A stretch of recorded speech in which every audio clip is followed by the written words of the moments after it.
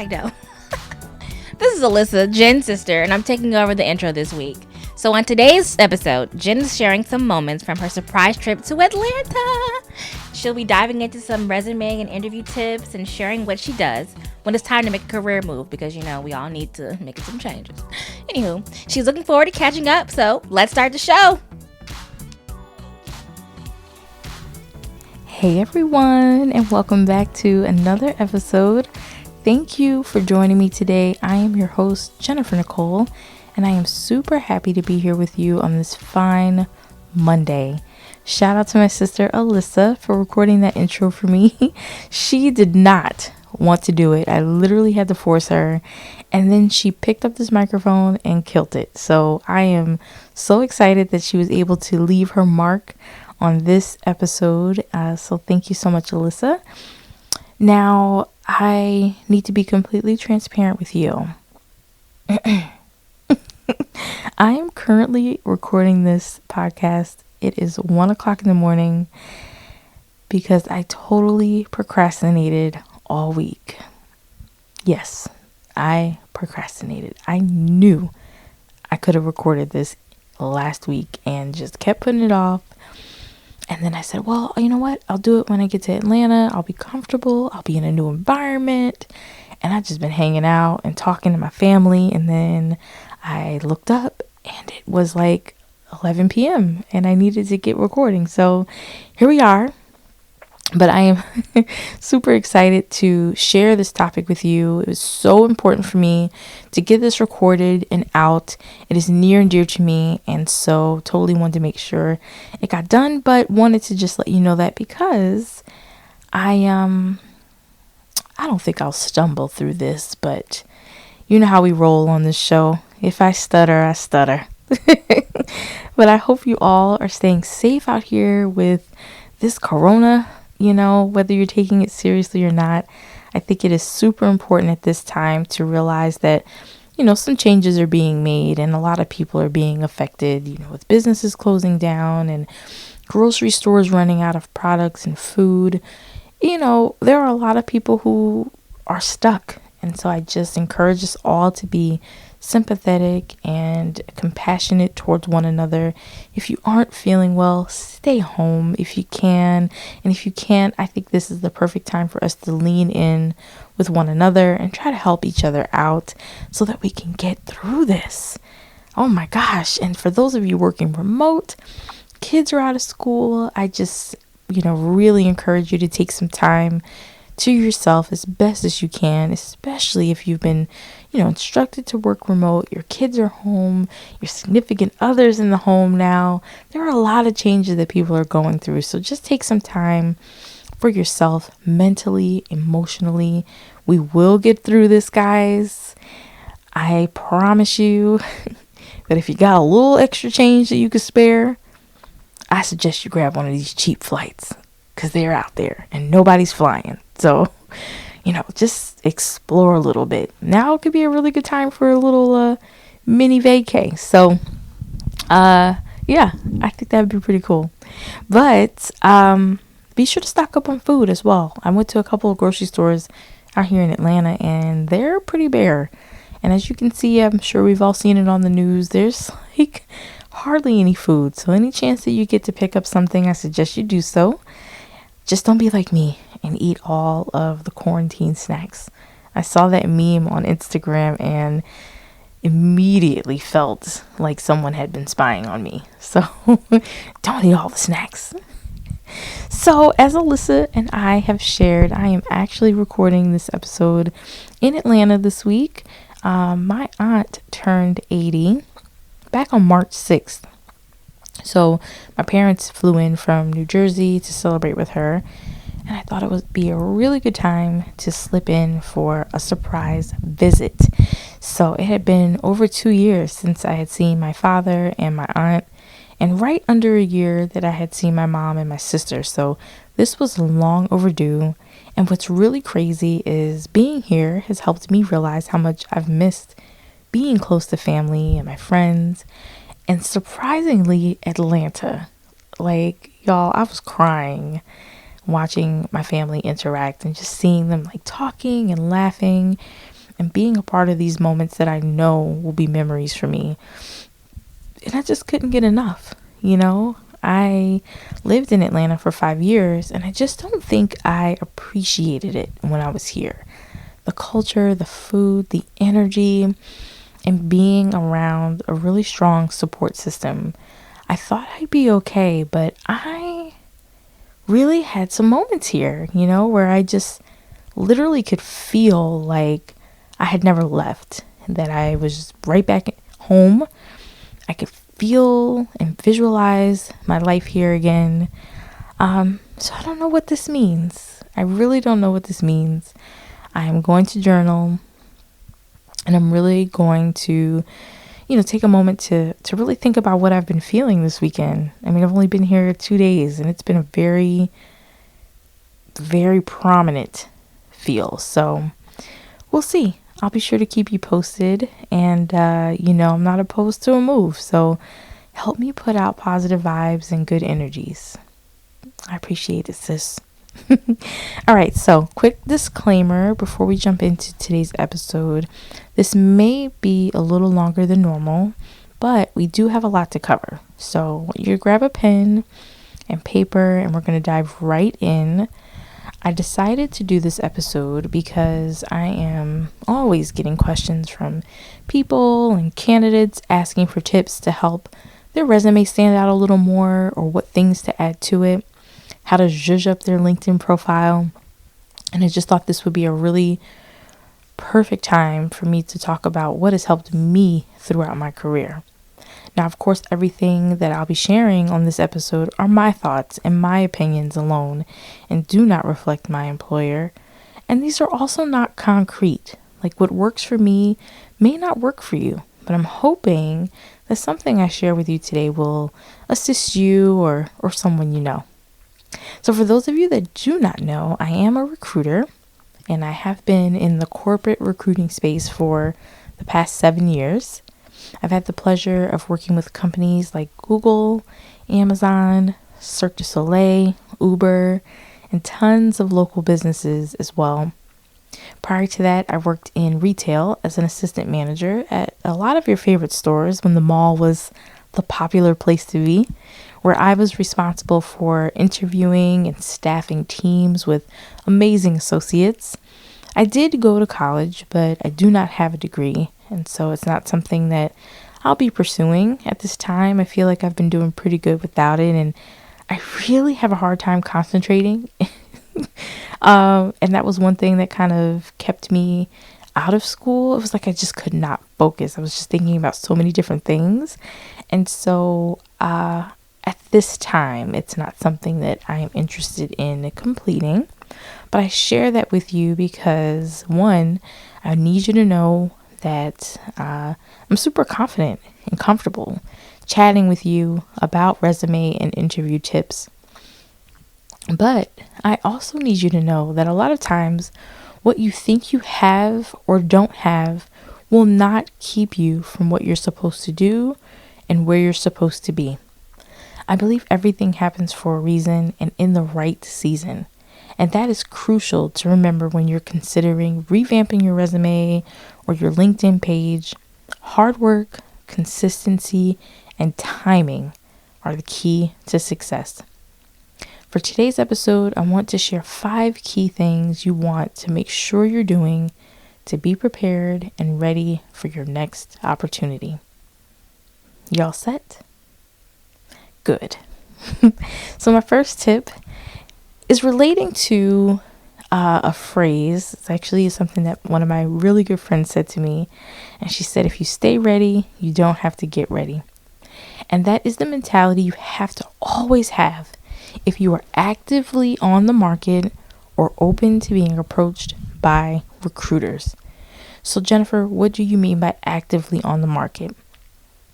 If you are actively on the market, you are looking for jobs, you're applying to jobs, and if a recruiter approaches you about an opportunity, you're entertaining it. You're active. You are not just sitting and waiting for an opportunity. You are actively seeking opportunities and making yourself available. Now, if you're comfortable at your job, that's great. You don't have to leave. But these tips are if you are open and willing to explore other opportunities, you have to stay ready. You have to. And so what does that mean? It means keeping your resume updated and your LinkedIn page up to date. Many recruiters these days are checking out your LinkedIn profile and experience before they even look at your resume. It's the truth. And so you want to take time to make sure that's updated. I think having a profile picture is awesome. It's totally optional, of course. It's just a suggestion. And I mean a nice one, not like you in the bathroom holding the phone up. I mean, have somebody take a nice picture of you with your phone, your fancy phones. If you decide to add a profile picture or do something fun, a lot of times now cartoon like images are in, but a fun one, I think LinkedIn is a great opportunity for you to show personality and have a little fun. So it doesn't have to be a stuffy picture. Okay. You also want to add an introduction in the About section on the LinkedIn page. Really describe who you are, not what you do. I find a lot of people make this mistake when they're asked the question, so who are you? Tell me about yourself. They immediately go into what they do great at their job. I've never been late. I'm always on time. Yeah, sometimes it's difficult for me to delegate. That's not the question. This is the perfect opportunity for you to make sure that you are sharing the things that you're passionate about. You are more than your job, and your employer wants to get to know you. They want to know what drives you. They want to know what you're passionate about, and even share a fun fact or two. This will really allow companies to get a small glimpse into your motivations and connect with you on a more human level. Now, this is not the time to share how many mimosas you get through during Sunday Fun Day with your girls. But this is a great time to share your love of travel, if you're a dog or cat lover, volunteer opportunities that you're a part of, what schools you went to, shouting out any sororities or groups or networks that you're a part of. Still super professional, but fun. I would also include in this section exactly what you're looking for. What kind of messages from recruiters would you be interested in? For instance, if you're open to moving, if you want to stay where you're currently living, if you only want contract opportunities or part-time or full-time opportunities, or if you're completely open. The point is to align you with the right company, the right opportunity, and to save your time in the long run. Tip number 2. So now your profile is looking great. You got a cute picture up there. You got your About section all filled out. Let's talk about the meat of your LinkedIn page and your resume. And I know you've heard me mention LinkedIn quite a few times. LinkedIn is vital for you if you're looking for opportunities. Vital. My last 3 jobs came from LinkedIn without me applying to anything. So keep that in mind. You want to make sure it's the best version of you. So you're going to hear LinkedIn a few times. I wanted to throw that in there. But it's such an underutilized tool for job seekers. So now, for the meat of your resume and your LinkedIn page, take the time to share your work history on LinkedIn. And when it's done correctly, it could take a good minute. One of the mistakes I see often is a lot of candidates are very generic, both on their resume and on their LinkedIn page. They assume that because of a title that they have, that the recruiter or the company will automatically understand what they do. So for instance, if you're a customer service representative, the assumption is we'll know that you're working with customers and, the basics. But that's not necessarily what you do. There are so many things that you do day to day that are probably way outside of the job description. We need to see that. They want to see it. Don't be generic. And trust me, I get it. Taking all of your experience and being detailed can be a lot of work. But if you do it once, you'll always have a foundation to work with. You'll just have to add any new promotions or new duties or employers as time goes along. Let me give you an example. So I used to be an assistant retail manager for Lucky Brand jeans. So I want you to pretend you're a recruiter and you've just come across my resume. Example number 1. Create schedules and ensure store hits daily goals. Or example number 2. Create weekly schedules for staff of 50 part-time associates and 4 full-time associates. Generated annual sales revenue of $2.5 million, qualifying the store for renovation. Now, that has to be a difference there. Clearly, number 2 is much better. You start to get an idea that I'm staffing a store with 54 associates, 50 who are part-time, and 4 who are full. So I have to have amazing scheduling skills, knowing where to put my best players in order for me to be able to achieve the annual sales revenue that we did that qualified us for the store renovation. Your resume should tell a story. Be very clear and concise. Recruiters and employers love data. We love numbers, and it doesn't matter what you do. There's data in everything that you do every day. Give them a clear idea of your achievements. Did you hit your quota?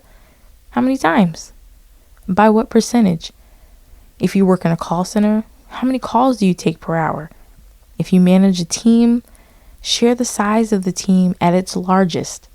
Do you conduct weekly one-on-ones with that team? If you're in engineering, share the scope of your non-confidential projects. Do you conduct meetings? Do you attend meetings? Really help us understand your role outside of the job description.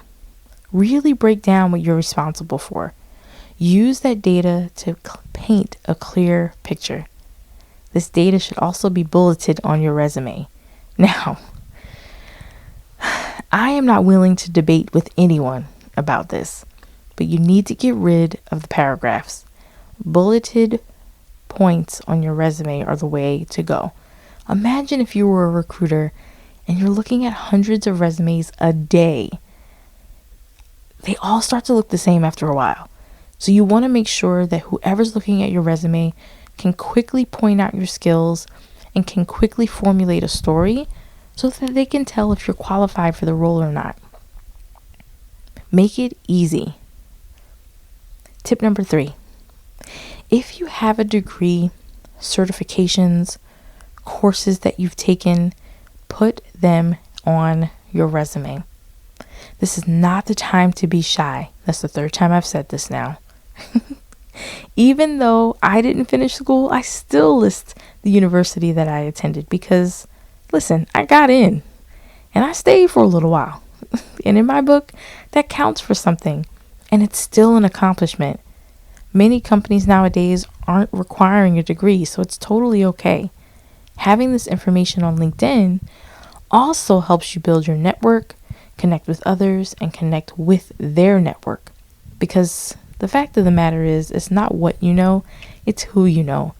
And LinkedIn allows you to be one person away from your next job. So get out and network. Connect. Number 4. So now you've landed the attention of a recruiter or a hiring manager, and usually a first call is scheduled, if you have one. And typically during that call, they're covering the basics of the position. So checking to see if you're a fit for the role, getting a high-level overview of whether or not you would qualify for the position. And this is also a great time for you, in turn, to ask high-level questions as well, to gauge whether or not you are interested. So by high level, I mean you can ask about their interview process, typically how long it lasts, where this particular role is located, why the position is open, what they, the recruiter, love about the particular team that they're recruiting for, what they love about the hiring manager that you could potentially be reporting into, or even the company. And once you hang up, now you use this time to research. You read reviews, but don't believe everything you read. Okay?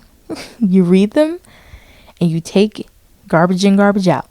Because everyone's not going to have an amazing experience at companies, right? Like, again, these companies are not one size fits all.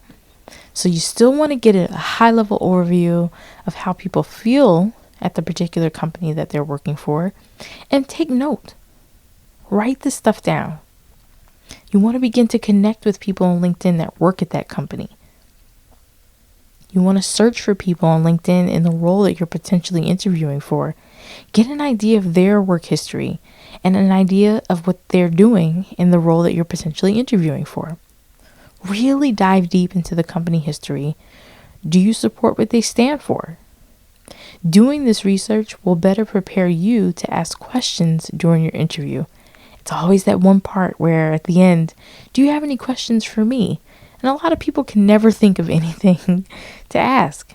But if you begin your homework early and start to write things down, you'll come up with some questions. So tell me, how do you like working here?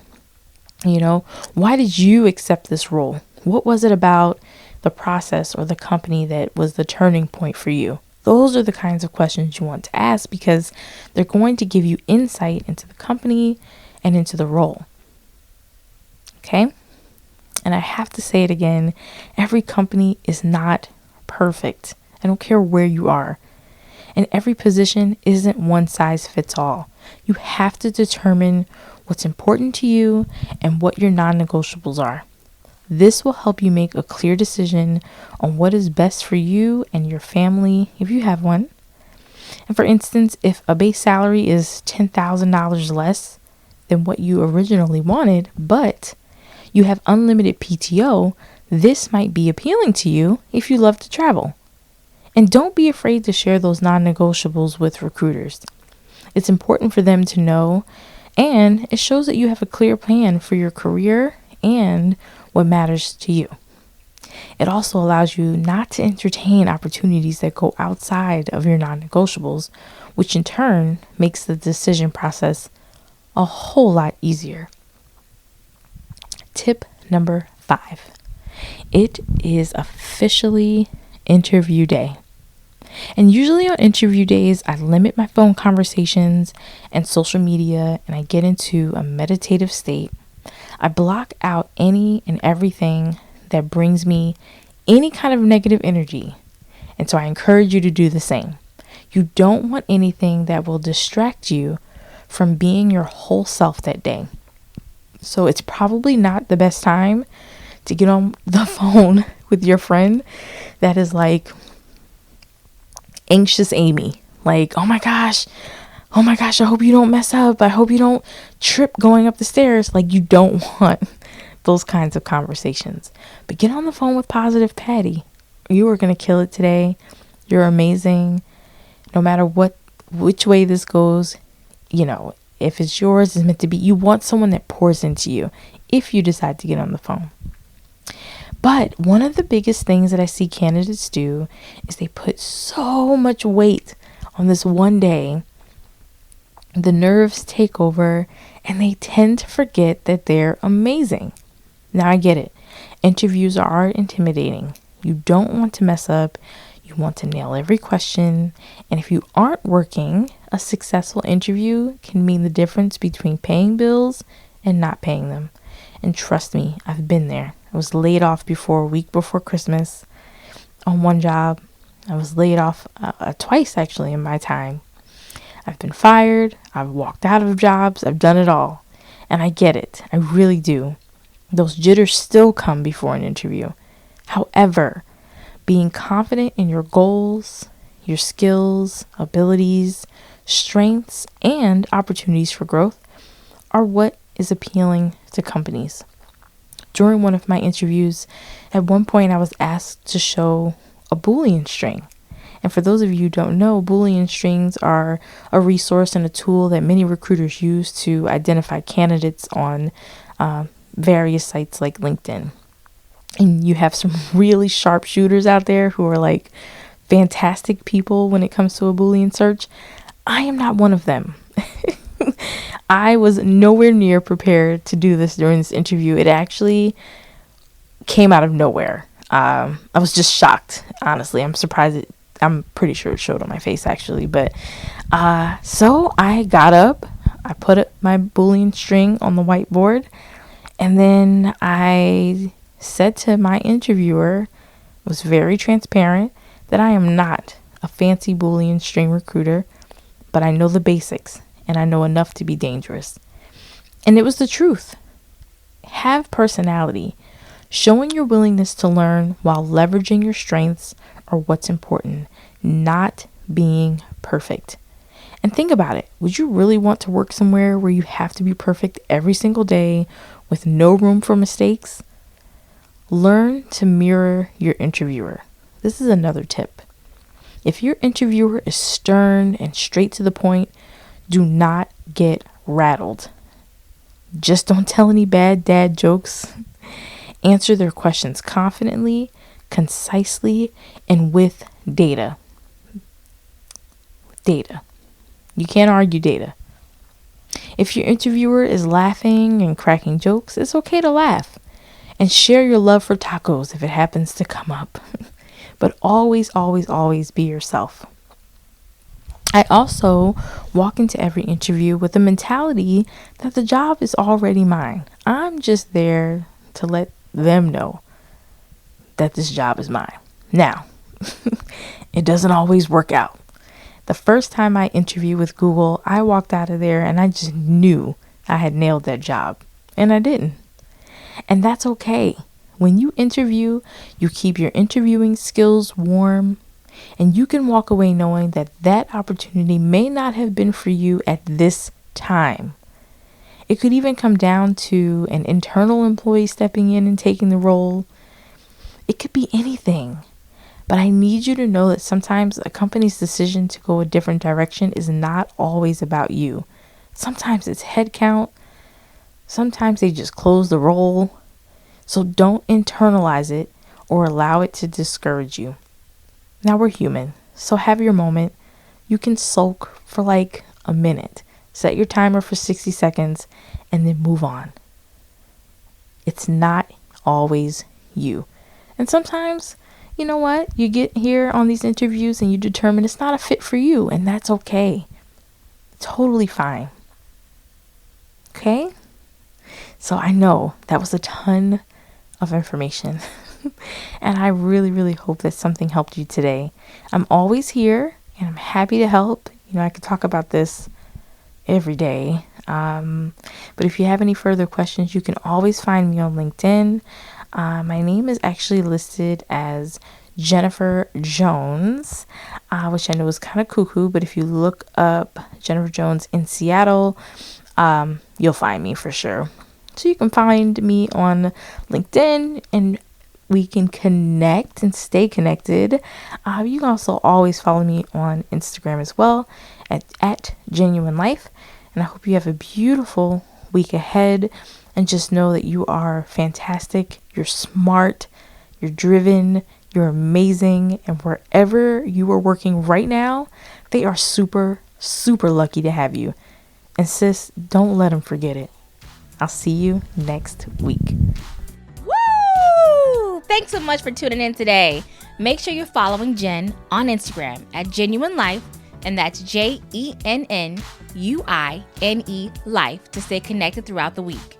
Don't forget to like, comment, and subscribe for more Genuine Life podcast episodes. Until then, join us back here on Monday for a new episode. As always, beauties, remember to be kind to yourself, be kind to others, and be genuine.